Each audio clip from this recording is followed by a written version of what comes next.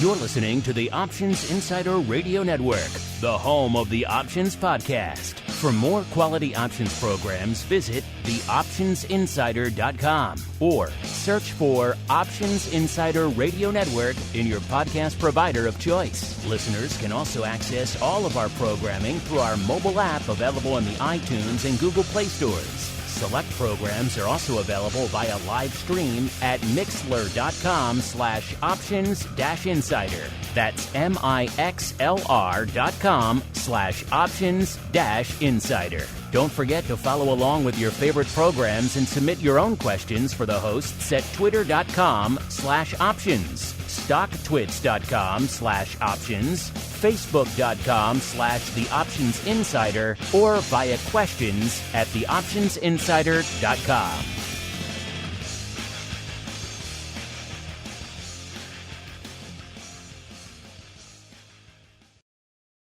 Gold, crude oil, corn, soybeans, and more. With so many tradable products, the futures options market can be an intimidating place. How can you possibly keep track of the latest trading developments across so many different products? Don't worry, we've got you covered. Welcome to This Week in Futures Options, the program designed to help active futures options traders stay on top of this ever-changing marketplace. Each week, we'll break down the top trades, hot products, volatility explosions, and much more. This Week in Futures Options streams live, so be sure to check out our live stream via the Mixlr app. That's MIXLR. Or join our live chat room at mixlr.com/options-insider. Whether you're an experienced veteran or a newcomer looking to separate the wheat from the lean hogs, This Week in Futures Options has the information you can't find anywhere else. This Week in Futures Options is brought to you by CME Group, the world's leading and most diverse futures and options exchange. For more information and educational resources about futures options at CME Group, visit cmegroup.com/options. This Week in Futures Options is also brought to you by FTSE Russell, a leading global provider of benchmarks, analytics, and data solutions. For more information, please visit ftserussell.com, cboe.com, and cmegroup.com. And now, get ready to break down the latest futures options trading activity. It's time for This Week in Futures Options. All right. That music means we're back for the same thing we do this time every week. This week, that's my best Mark Longo impersonation there. So this is Russell Rhoads. I am the Joan Rivers to Mark Longo. I'm filling in as the host of This Week in Futures Options, where we talk about all things option related to the futures markets, continuously growing market, one that's getting a lot of interest this year because it seems like from week to week, we have different markets that are catching everybody's eye. We're going to check in with somebody in a moment who's in the CME FTSE hot seat to see what markets she would like to check in on. I'm admittedly a big fanboy and thrilled to have her as a guest. So I'm going to check in right now with Carley Garner. Carley, what are you looking at out there in the desert? Hey, Russell. Thank you for the wonderful intro. It's good to be here. And well, I mean, obviously there's no shortage of markets to look at today. Everything is moving and not necessarily in a pleasant manner for some traders. But what's catching my eye this morning or this afternoon is the metals market. We're getting a big flush in both gold and silver, which is, I would suspect, although it is with the trend, I suspect it's a little unexpected to a lot of traders. And I feel like there's some people caught on the wrong side of this, which is exacerbating things. And it's shaking up the option market a little bit.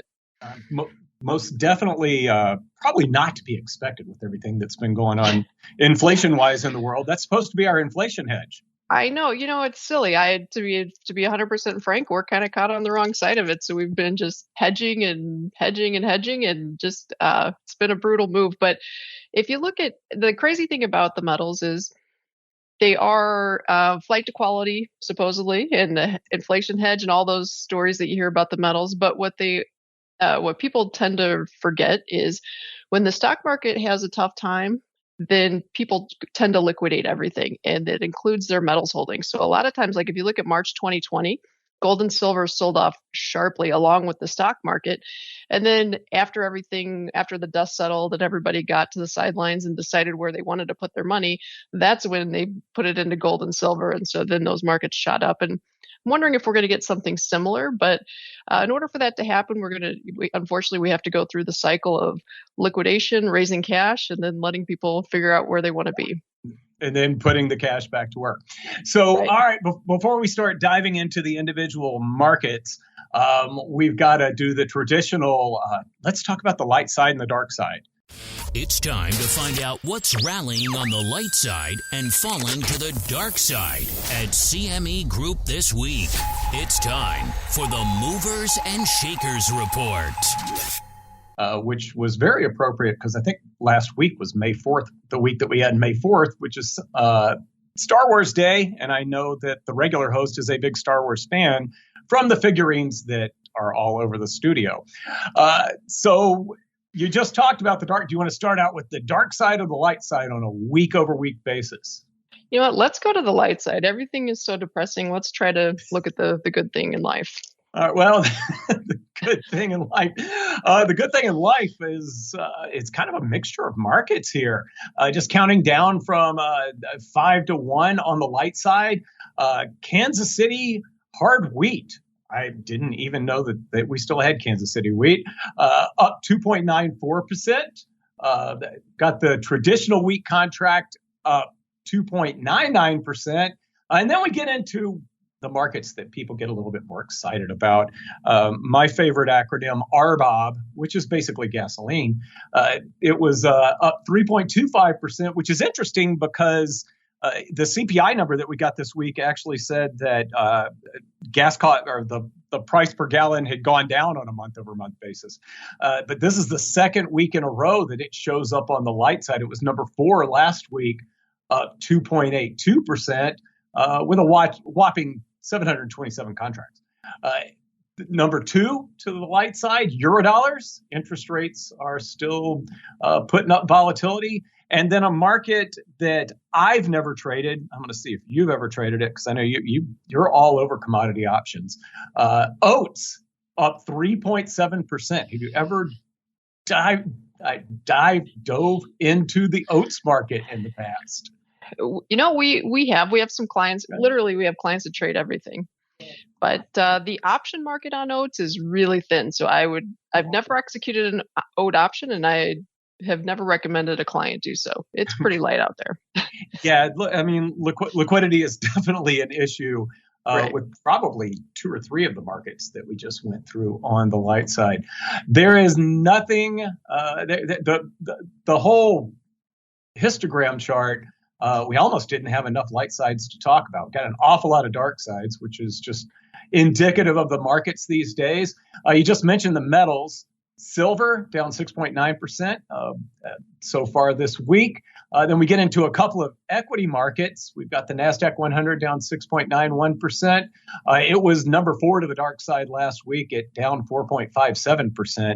We'll definitely get into equities in a couple of minutes. And then the E-mini Russell 2000, my favorite index, down 7.23%. It did not make the top 5 to the dark side last week, but it was still down last week. It was down 3.12% last week. Natural gas, which was number 1 to the light side, up 23.37% last week. Maybe this is a Fibonacci. Gave back half of it, down 12.91% this week so far. And then a whole market that seems to be falling apart. Bitcoin down almost 20%, down 19.42%. It was number 2 on the dark side last week at down 7.85%. Any of those markets in particular, I know you already mentioned the metals, but any of those other 4 that you're surprised at, not surprised at, et cetera? I've got to say natural gas has been a shocker. I mean, we expect that's a market that's known for volatility. They don't call it the widowmaker for nothing. So, you kind of expect volatility. But what we've seen in the last 4, 5, 6 trading sessions is just complete insanity. I mean, I'm almost at a loss of words.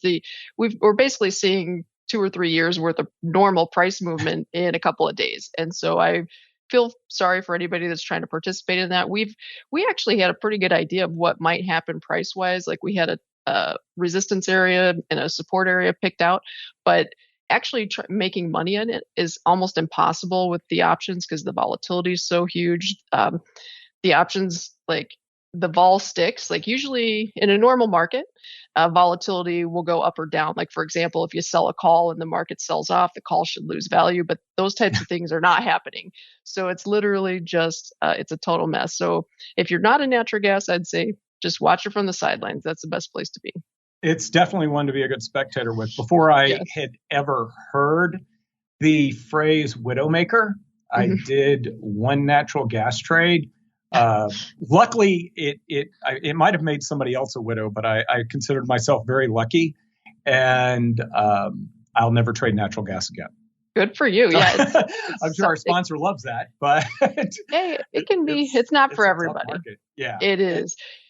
It's tough. And someone might be listening to this and might wonder, well, why don't you just trade futures if the options are so complicated here in this type of environment? Well, the reality is, even if you're trading a mini future, if you trade without a stop and you're on the wrong side, you're toast. If you trade with a stop, you're literally almost guaranteed to get stopped out. So it's just that messy.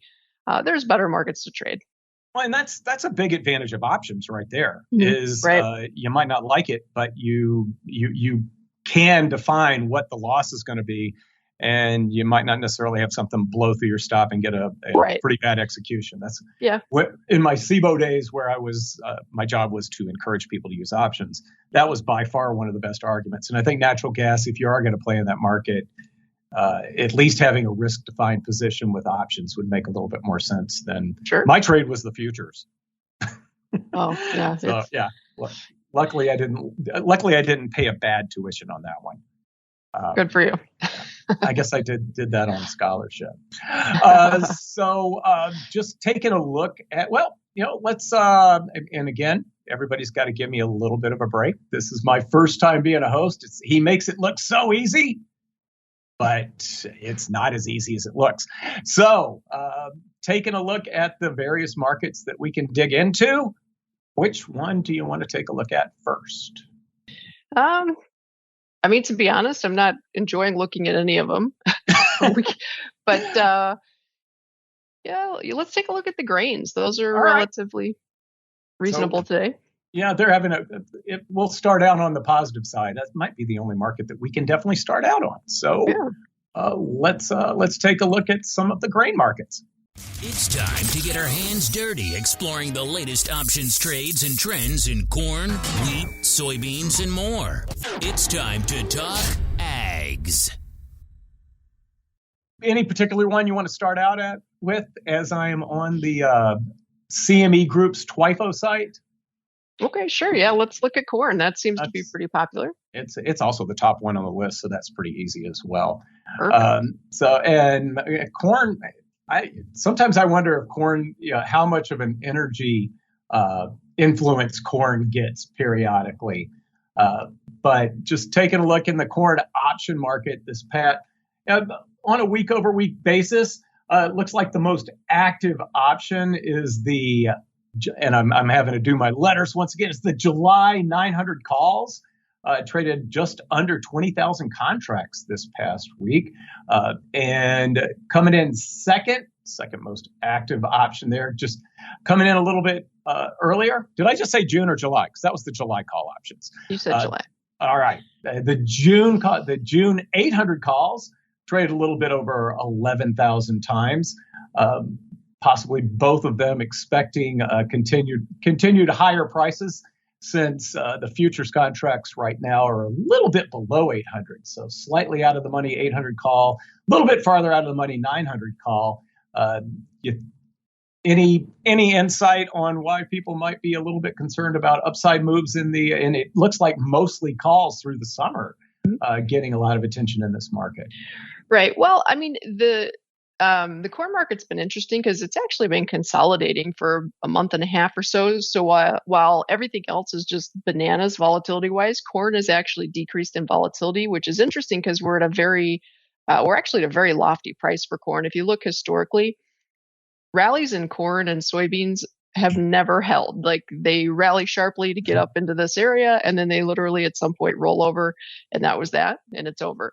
So, but when everything's in an uptrend, corn and soybeans both coming into the week were sitting right on heavy support lines, and in my view, it was kind of make or break. Either we melted down, just like last year, we topped out right about now. So it wouldn't be shocking to see that.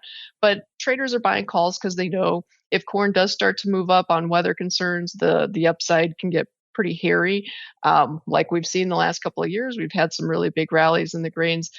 My personal view, I couldn't be dead wrong, but I think that because of potential weather spikes and concerns and all the volatility going on in other commodities, I think the short run soybeans and corns have another chance at a short-term rally, like maybe retest the highs or slightly new highs. But in the long run, I think that they're probably going to roll over just like they have every other time.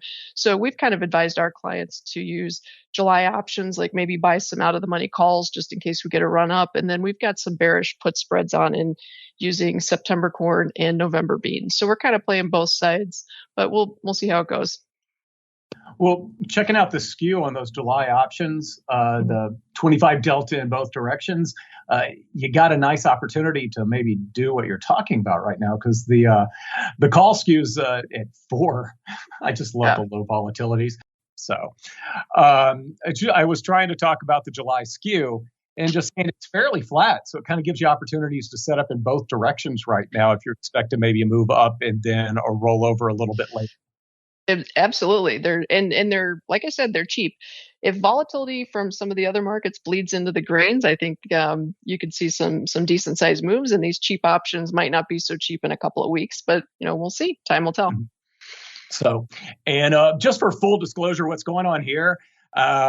We've got if anybody saw in the news, there was a really nasty train crash in the western suburbs yesterday of Chicago. It's about 2 blocks from my house, and they're working on all the power lines and everything right now. So, Carley, if I go blank, just take it. You got it. You're a professional. I know you can handle this. So, I'll try. No, it's not a try. It's why I asked for your help to get me through this. So yeah, but what's kind of interesting is when you look at the June option contracts, the out of the money puts are a lot more expensive than the calls when we're taking a look at corn, which kind of goes counter to the most active volume being the 800 calls.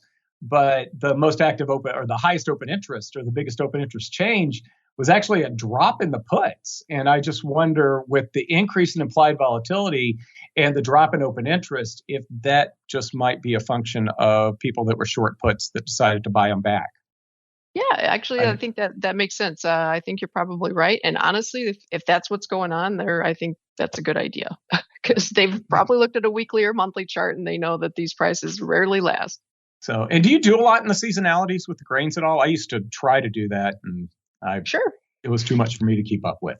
Well, we always, I'm constantly looking at seasonals. Like if I have an idea or I'm putting out some analysis for clients and things like that, I'm always looking at seasonal to see what's going on. But to be 100% honest, in the last couple of years, seasonals haven't worked very well. In fact, I'd venture to say if you probably went counter seasonal more than you followed seasonals, you probably did better. It's just been so messy lately. And I'm hoping that, markets get a little more civilized as time goes on. But I thought that in 2020, and literally 2022, in my opinion, has been way worse than 2020. And that's saying a lot. So we'll see. Yeah, I've been participating in an outreach process where I've been talking to a lot of professional money managers. What you just said, I think, is the theme for 2022. Yeah, it's just it's very difficult to get a handle on any market, not just equities, but any market. You want to take a look at one other grain market, and then we'll start moving forward? Sure. Let's look at, let's not look at soybeans, because it literally is almost exactly like corn as far as most setups. But let's look at wheat, which has been really interesting this year due to all the Ukraine-Russian drama and situation. Okay. CBOT week. Yeah, it's a little bit like, and that was on the list to the light side, if I remember correctly. Yeah. And so just taking a look at some of the option activity and the skew this past week, looks like I think the most active options on the screen here, once again in July, looking at the 1,200 calls. And actually, the most active June options are the 1,150 calls in June. So kind of a repeat of what we just saw with respect to corn, as far as worried about the upside. As far as skew goes, call skew pretty much across the board seems to be higher. I'm working my way down. I cannot find an expiration where put implied volatility is higher than call implied volatility. And I'm going all the way out to June of 2023. So across the board, it looks like at least the option market is positioned more or concerned more about upside moves than downside moves.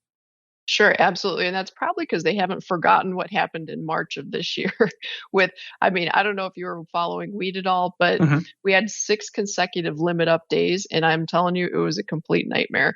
We had clients in positions that actually should have had no upside risk because we had bullish trades on and we were long futures and short calls against the futures. And literally it was 1 for 1. So it wasn't like we had an upside risk exposure.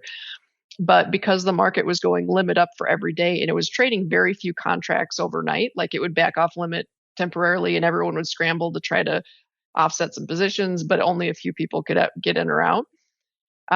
So during that time, the futures market was allowed to fluctuate the limit, which was 75 cents, most of that run per day. But the options were moving $1, $2, $3 in a single day. So even somebody that had supposedly a position with zero upside exposure was getting completely massacred because the futures could only go up to the limit, but options were just trading freely and exploding in volatility. So I think that traders in the back of their mind have that, and they're hoping we get a repeat. I doubt we will, but we'll see. All right. Well, we've covered the food. What market would you like to move onto next? Let's take a look at the S&P. All right, we're going to equities. It's time to explore the volatility swings, skew changes, and hot options trades in your favorite indices. It's time to talk equities.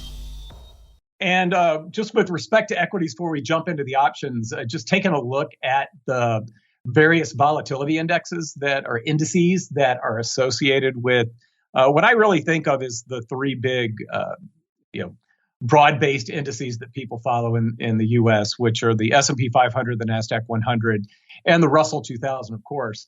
RVX, the Russell 2000 Volatility Index, and VolQ, the NASDAQ Volatility Index, are both, as of a few minutes ago, above 40.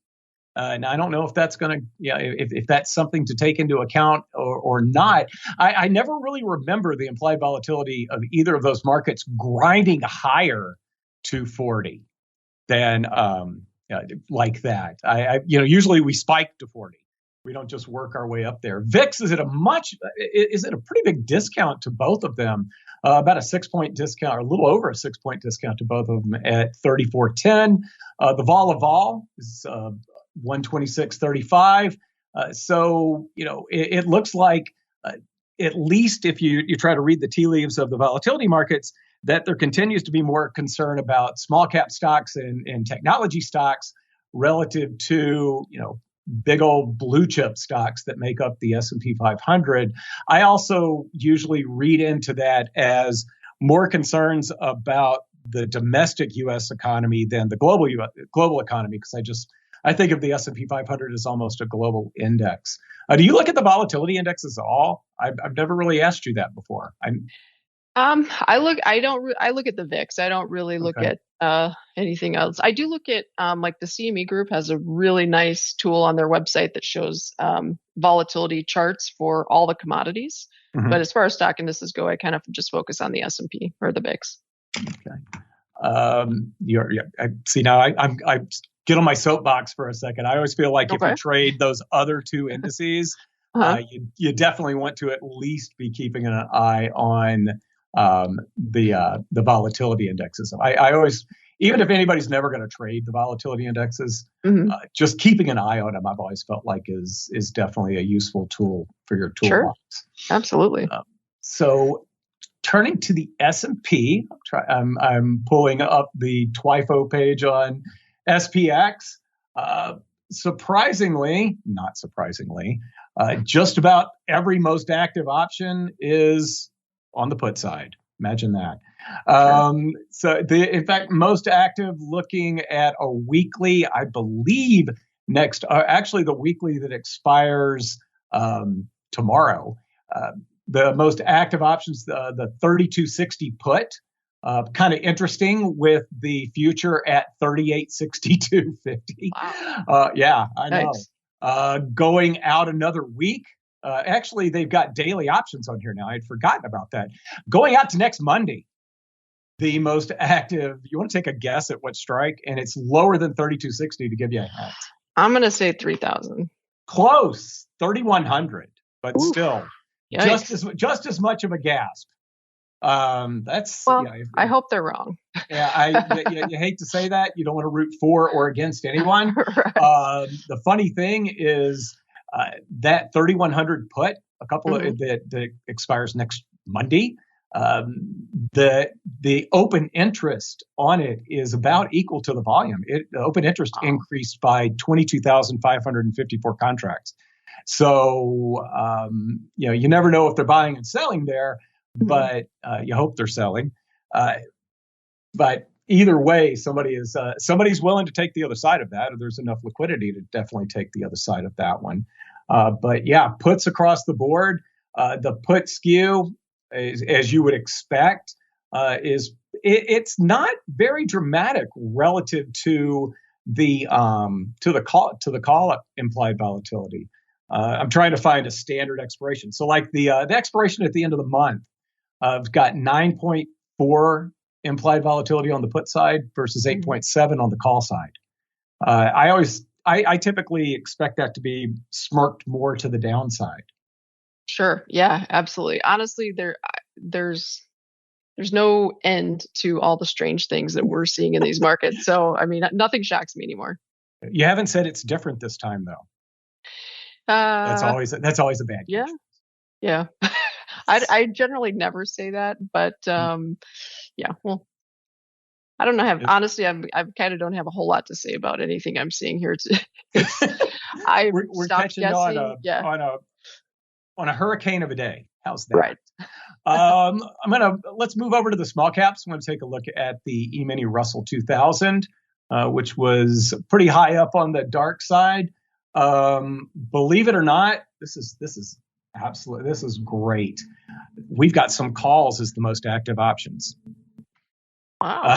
Believe it or not. Going out again, the options that expire next Monday, we had puts on the S&P 500. We've actually, maybe somebody's spreading these against each other. It's only 105 contracts, but the May 18th options, I believe is the middle of next week, the 1865 calls. Again, pretty far out of the money. The options that expire next Monday, those actually, it's the 1655 puts are the most active ones. So there's pretty light volume on each of these going a little bit, going out beyond just the next few days. Everybody really likes to trade options on a very short time frame since there's so many expirations available. Going a little bit farther out, looking at the pretty much the standard June option contracts. The most active contract is the 1960 calls, with 663 of those trading. It looks like just about all of that was opening as well. Something that's a little bit different that we've talked about on this show before is that sometimes the Russell 2000 calls will get bid up or get some interest because of the fear of missing out trade. That there's just this, and we even saw it in the skew for a little while when the Russell 2000 was outperforming. Do you notice any big difference between how people approach the Russell 2000, the S&P 500, as far as the options go? To be honest, we don't have a whole lot of Russell traders on our books. It's not one I follow as closely as the S&P, but I think because the options tend to be a little more affordable, I think they attract some people for that reason. And they can move. Heck, they can get going. So. I feel like when we went through the meme stock thing, which I believe is officially dead, that some of the aspiring retail option traders that got caught up in maybe AMC calls or GameStop calls, they also started to maybe take a look at the Russell 2000, because at the time it was performing much better than the S&P 500 or the NASDAQ 100. So it was, getting some love from the, I don't know, do we call them the FOMO bros or something like that? I like it. I just made, it just came up with that. The FOMO bros maybe were using calls to make sure they did not get, they didn't miss out on the rebound. And unlike the S&P 500, just looking down the most active options in the Russell space, it's kind of an even balance between calls and puts, depending on what expiration you're looking at. And same thing with the biggest increases in open interest as well, where there's a little bit more of a mixed attitude. It could just be that because it's sold off so much more than the S&P 500, that people expect the rebound to be a little bit more dramatic as well.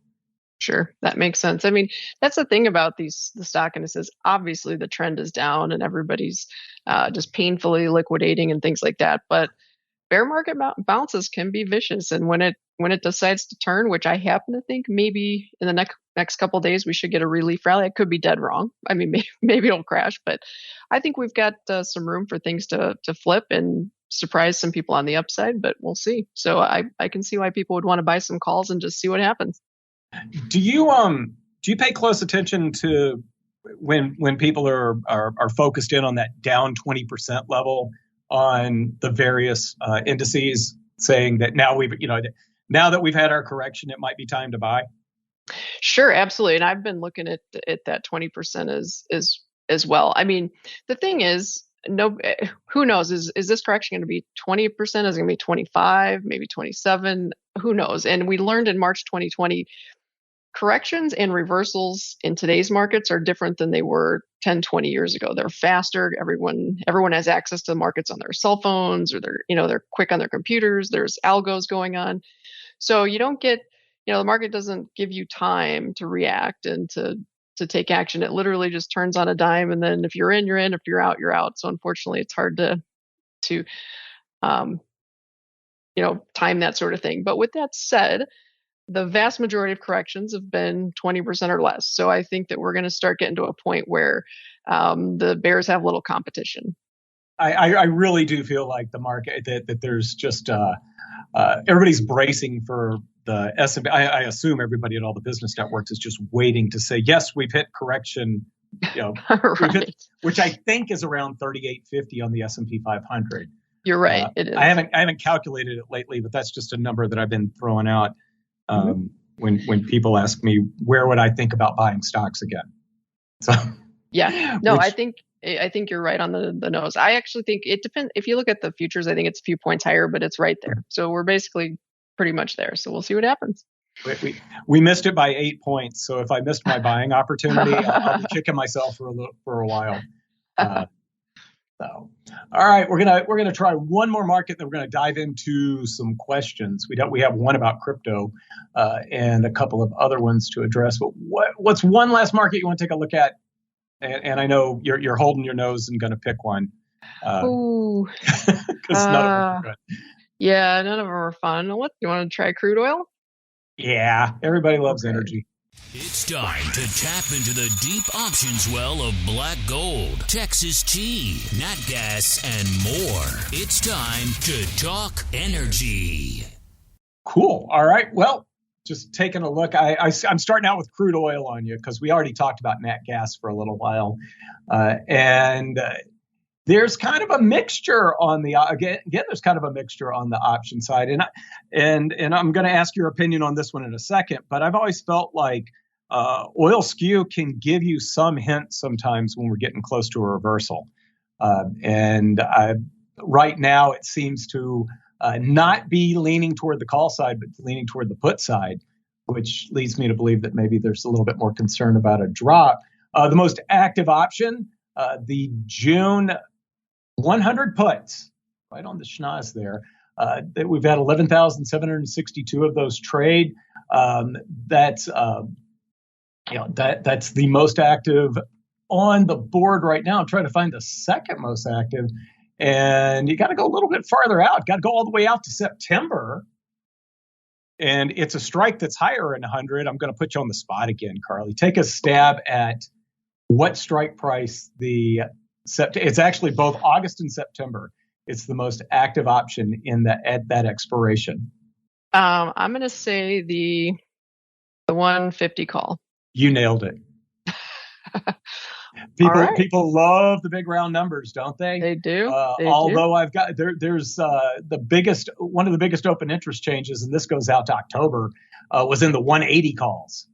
Wow. I know. Especially because we're in backwardation. Mm-hmm. So that, not by a whole lot, by about 10 points or so, but that just makes that option even more startling. But the 180 call in October is the most active contract out there. Then people, I guess, expect things to calm down because it's the 80 puts in November. Okay. And then we go back to the 100 calls in December. So we're expecting a giant zigzag, at least according to the option activity. Right. Well, I mean, that's honestly not shocking. If you look at a daily chart, we've been basically hovering around $100, but it has been wild swings on both sides of it. And neither the bulls nor the bears are getting what they're looking for. So it's just been really, really messy. I'm going to say something a little crazy, but go ahead. Okay. So, I mean, there's so many fundamental stories and all kinds of things going on that makes people think crude's going much higher, where people are throwing out numbers like 180, like you just mentioned. We had a couple analysts talk about that. I've seen this movie before. The reality is we probably go a little higher in the near term in oil, but long term, we're going to have to start thinking about demand destruction and how the economy's doing and things like that. So in other words, we're focusing on supply now, but at some point people will focus on demand, and it might not be quite as pretty of a picture as time goes on. So I think the people that are trying to buy long-term puts probably have the right idea, but timing that sort of thing is going to be tough. They're expensive too. The options are expensive. For the longest time, and I know you've been watching the oil market for probably as long as I have. For the longest time, we would talk about this risk premium that we got from, when is war going to break out in the Middle East or something like that. And you've got to assume that risk premium has reemerged just based on things that are actually happening. And I just wonder how long it'll be before that part of the pricing dynamics for oil starts to come out of the price of oil. Yeah, it's hard to say. I mean, I thought we were behind. I thought all that was behind us, and apparently it was not. If you look at a chart of oil, like a monthly or weekly chart, and you can see back in like 2014 when fracking was invented, oil literally just plummeted. We went from $100 a barrel down to 30 in a very short amount of time. So if U.S. shale producers come back online, I know they're dragging their feet, but at some point, I think slowly but surely it'll start to happen. I think it's going to matter, and I wouldn't be shocked to see crude oil back under $60 at some point in the next year.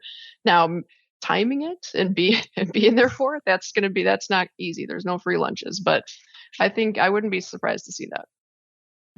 All right, real quick, before we field questions, I do want to take a look at RBOB just out of curiosity, since I'm getting ready to have to drive halfway around the country with one of my kids. So as soon as I'm just, especially with that one, kind of the futures diverging with what we got out of the CPI just makes me wonder what the option market is thinking.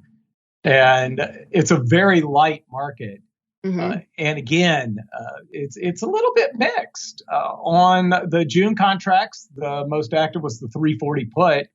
On the July contract, I guess as summer driving season really kicks in, the most active contract's the 400 call. I'm sorry, the $4 call. 400 RBOB would be the end of life as we know it. So it looks like maybe a little bit of uncertainty in that market. The skew is pretty mixed as well, going from contract to contract. So, lots of divergent forces within that market right now. And, everybody does keep talking about the supply side of things. The impact on the demand side, it'll be interesting to see if people start finding alternate ways to get around. In fact, yesterday I guest lectured at my old school, Loyola, and one of the students lives in my neighborhood. I gave him a ride home. And on the ride home, he said that he can't find a place to sit on the commuter train. Wow. Which is, I know. I was kind of surprised at that as well. He said, well, no more masks. But beyond that, he said that it's just that the trains are packed like pre-COVID. And I didn't think about it at the time. I just kind of assumed everybody was happy to get back to work. But there's got to be a cost of energy component to that. Sure. Absolutely. I know myself and other people I talk to as consumers, we are definitely pulling back. I mean, if you've shopped for an airline ticket lately, it's people are going to be having to make some decisions. No, absolutely. And I'm still in suburban Chicago, but I drive back and forth, or was driving back and forth to Indiana University every week. I'm really glad I'm not doing that anymore. Because I got some really nice numbers at the pump that I got to tweet out. And I kept, I think my highest number was $128 to fill up my tank. Ooh, ouch. Yeah, it's not that. When I was doing the budget, is it worth going back and forth for the job there? I wasn't assuming I was going to be paying over $5 a gallon for gas. Right. Yeah, that's a big difference. It's a game changer. It is. It'll take some time for that to impact consumer behavior, but it will. It's time for your questions, comments, and insights. It's time for Futures Options Feedback. Submit your questions at twitter.com/options, facebook.com/The Options Insider, stocktwits.com/Options Insider, or via questions@theoptionsinsider.com. You can also submit your feedback via our Options Insider Radio Network mobile app, available for iOS, Android, and Kindle Fire devices. You can even ask your questions live via our Mixlr chat room. So grab the Mixlr app or just search for Options Insider at Mixlr.com. That's MIXLR.com.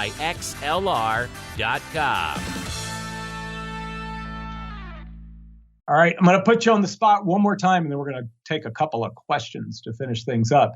Have you cheated and looked at the question of the week on Twitter? I have not.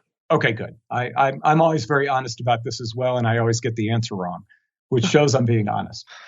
So last week when I was on and I got asked to step in this week, I also got to decide what the question of the week was. And the question of the week is, how low do you think we have to go before you pull the trigger on buying stocks with the S&P 500? And we got four choices in here. Choice one was around here, which was when the S&P 500 was around 4,000. Next support, they're calling next support 3,700. Where we were before the pandemic started, which is 3,375, and then somewhere below 3,000. And kind of evenly distributed, but one of them stands out a little bit more. Of those four, not what do you think? It's like the beauty contest where you're supposed to pick the picture that you think everybody else is going to like out of the newspaper. Which one do you think our listeners were most likely to respond to? I'm going to say the 3,300-ish. The 3,375? Yeah, that's close. Okay. In fact, I think if we started the poll over right now, that might be a number because we're much lower than when the poll started. That 32% of listeners said the pre-pandemic 3,375. 37.3% said 3,700, which we're approaching now. 20% said they were happy to step in with the market around 4,000. And then that left about 10% very bearish folks out there expecting a chance to buy the S&P 500 below 3,000. So wow. We'll see what happens. Was 33.75 going to be your vote, or what you thought everybody else's was? I would vote right around here. I know it's different if we're talking about like investing or speculation. So speculation, it would be real small nibble here, but investing, I think it's time to start. I mean, if your horizon's long term, I'm not talking like a few months, I'm talking years. It's time to start putting it back in. I think we'll see. That 20% is, I think that was Ben Stein's book. Yeah. He actually wrote a book that, probably 100 pages or so, but basically the book said, just put money in cash, and when the market sells off 20%, buy stocks. Yeah. Honestly, I mean, you're going to have, no matter what you do, you're always going to feel some pain somewhere, but that strategy makes a lot of sense to me. I like it. Yeah. I've always kind of liked that as well. Yeah. So, all right, turning to questions, just to finish out my hour as a host, maybe my last hour ever as a host. The one question we got from Nickel Z asking, what do you think about Bitcoin and the crypto crash right now? And what are you thinking with respect to that market? So I'm probably not the one to ask about crypto because I'm not the biggest fan of it. I mean, I just don't understand the value, but I don't understand the value of a lot of things. Art, baseball cards. I mean, I just don't. But from a purely purely technical point of view, I wouldn't be shocked to see 20,000 in Bitcoin before we get some stability. But, that's just chart work. It has nothing to do with anything else. Yeah, but I mean, what else is there? That's my opinion, but when I say that, people get mad. So I've learned to just not say much about it. But I'm not gonna. I'm pretty much agreeing with you to a certain point. I thought I did everybody a big favor, and I dumped all my crypto and then tweeted about it just a few days ago. I figured that would be the bottom. That would be it, yeah. And I had been doing years of dollar cost averaging, but I don't know. It just feels like it feels an awful lot like the end of the Bitcoin bubble. I'm sorry, of the internet bubble. Excuse me, the internet bubble. Yeah. Where, we've got a little bit of, there was not a whole lot of value in a lot of the, pets.com stocks as well, but you would buy them because you were pretty certain that somebody else was going to pay you a higher price for them in the future. And I was on a panel with two other professors talking about the value of Bitcoin, and these guys were talking about, well, it's going to be the way that it's going to be our medium of exchange one day. The blockchain network is the best thing since sliced bread. And I just piped up and I said, my feeling is the only reason that you buy many of these cryptos is the greater fool theory, where, and goodness knows I'm setting myself up for hate mail right now. Right. But no, really. And there are lots of people that have done very well with that, where you figure if you're going to buy at a certain price, you think other people are going to come in behind you, such as breaking out from resistance or things like that. But that's always been my attitude about the crypto market. And it feels like, much like you said at the very beginning, where we were talking about metals, it said people are bailing out of metals because they may have margin calls in the equity space. But when financial assets, when one of them starts to go down hard, and people are sticking with them, eventually they may have to start selling other things, selling things that they're not really excited about selling. In order to make margin calls or whatever, or maybe, think now's the time to buy stocks. So maybe I sell some of my crypto. But it's all about the psychology and the chart work on the cryptos, at least in my mind. There's not a really good fundamental argument. No, I agree with you 100%. Now, and one thing I can bring to the table is a brokerage perspective. So on the brokerage side of things, because there are crypto futures, the margins I shouldn't say the margins, the leeway on how much risk a crypto trader can take on the future side of things is somewhat limited at most brokerages, because they know that there's there's not a fungible asset or a tangible asset that's backing it. There's not corn or wheat or soybeans. It's literally just something that really, there's nothing you can touch or feel. And so risk managers kind of assume that it can go to zero overnight. And so they want to make sure that traders can withstand that fluctuation. Even though they may have the proper margin, there's still more risk well beyond the margin, just because there's no limit to how low or how high it could go, because there's nothing backing it. Yeah, that's, exactly. I can't even add to that. All right, here's a question that's specific to you, for people that are sending questions in. I apologize for skipping a couple, but this is specific to Carley. So I've heard Carley talk about call ladders on the show previously. I'm somewhat new to futures options, so the use case for ladders escapes me.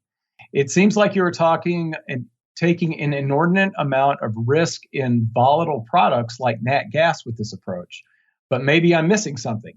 What is the point of trading a ladder versus a traditional call spread or even a call butterfly where you have limited risk?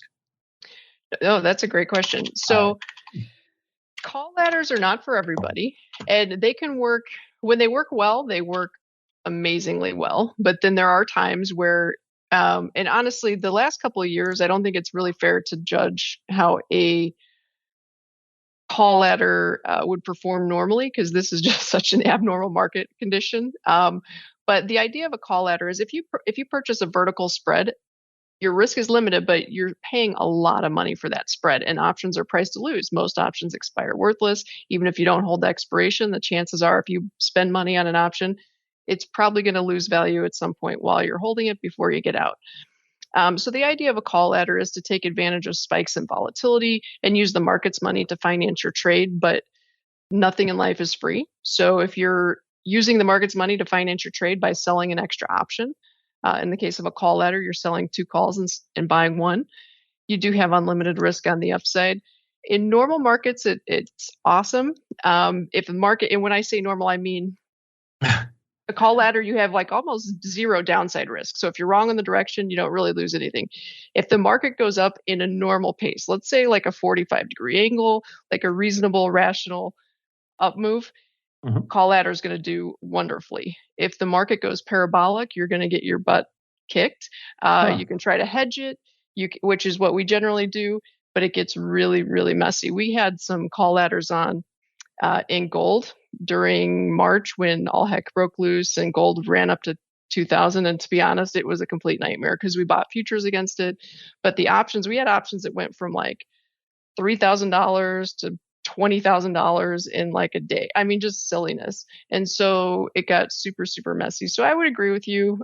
In this environment with just things breaking all the rules, it's not the way to go. But if things normalize a little and we can get back to like markets trading reasonably on fundamentals, maybe there's something to reconsider.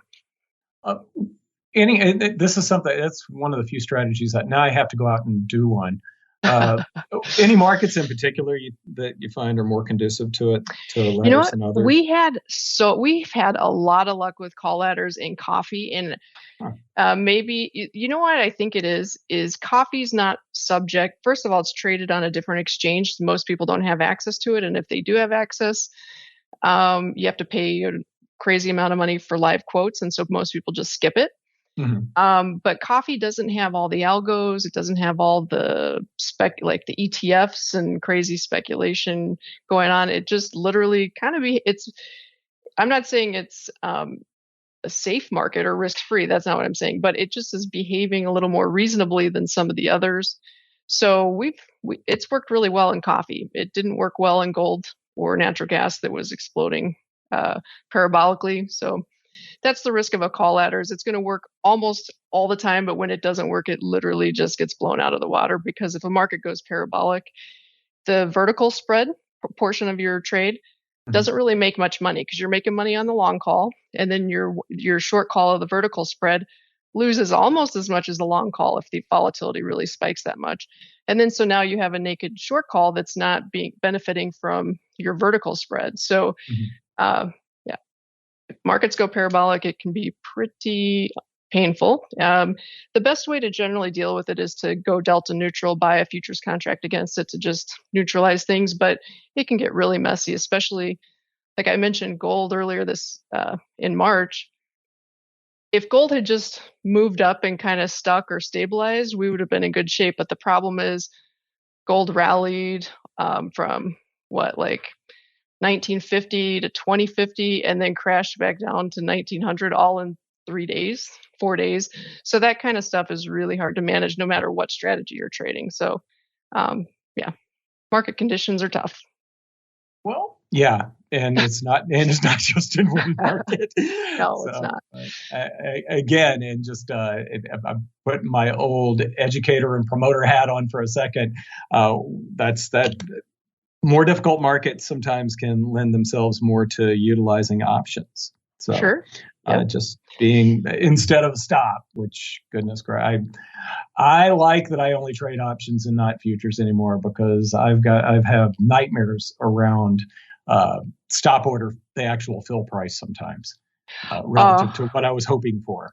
Yeah, that happens, and that is really disheartening when that happens. It doesn't happen often. Most markets are liquid enough that there's not much slippage, but it can happen, and it's no fun. And it usually happens at the worst time if you get that also. Probably stopped out at the low, and then it literally goes gangbusters in your direction. So, whereas if you have an option, the most you can lose, you can maybe stick it out.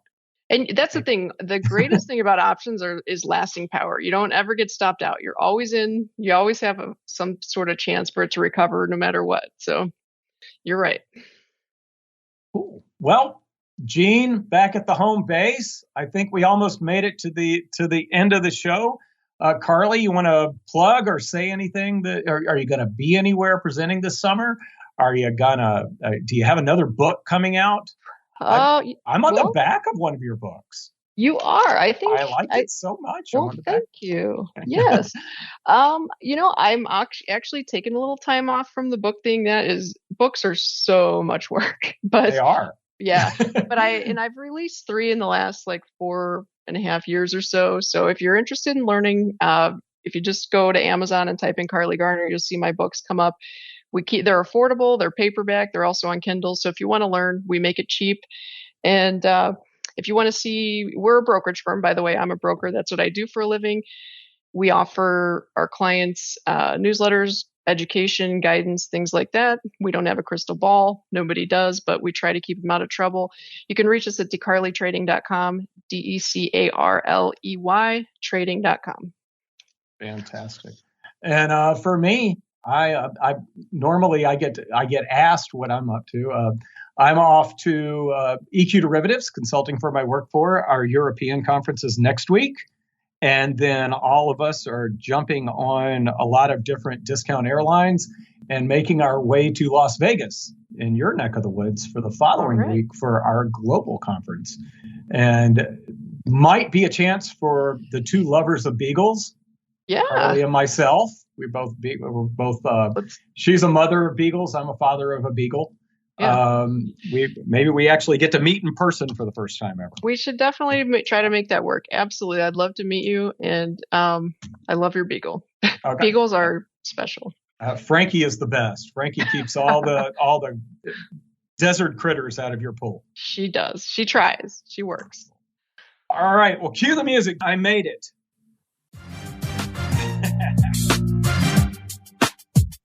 All right. Well, Mark will be back next week.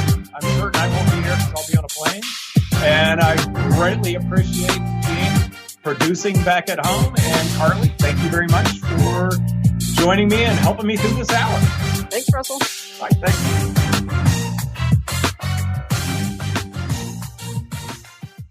This Week in Futures Options is brought to you by CME Group, the world's leading and most diverse futures and options exchange.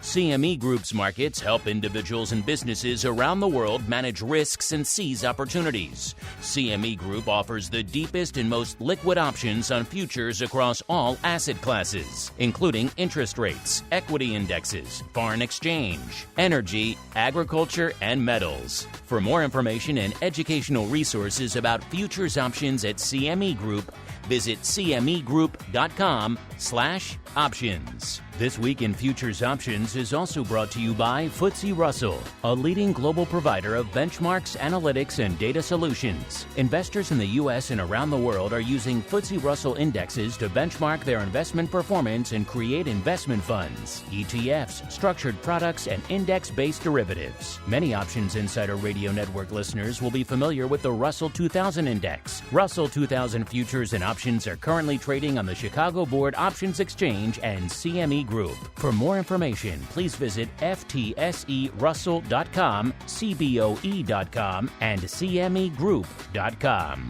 This broadcast is intended for informational and educational purposes only and does not constitute trading advice or the solicitation of purchases or sale of any futures or options. The rulebook of the applicable exchange should be consulted as the authoritative source on all current contract specifications.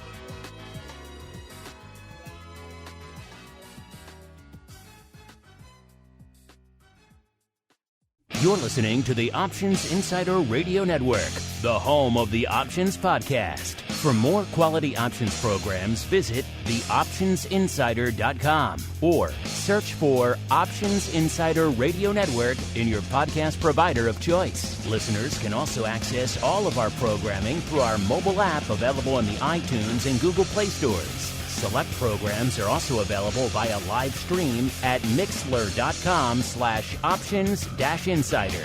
That's mixlr.com/options-insider. Don't forget to follow along with your favorite programs and submit your own questions for the hosts at twitter.com/options, stocktwits.com/options, facebook.com/theoptionsinsider, or via questions at theoptionsinsider.com.